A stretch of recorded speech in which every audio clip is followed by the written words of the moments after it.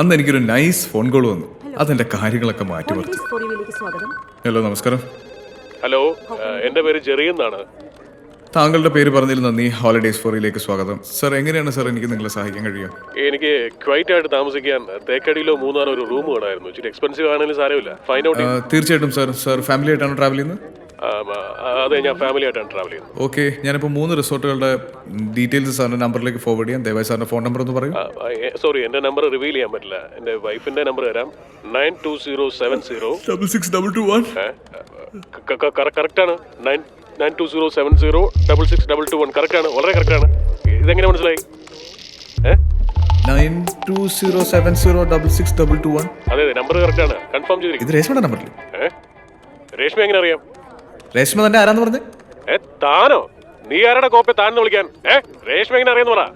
നിനക്ക് ഞാൻ ആരാന്നറിയോ? രേഷ്മ തന്റെ ആരാണെന്നാ പറഞ്ഞേ? അവൾ എന്റെ വൈഫാണോ ഗേൾ ഫ്രണ്ട് ആണോ നിന്നോട് പറയേണ്ട കാര്യമുണ്ടോ? Bloody idiot.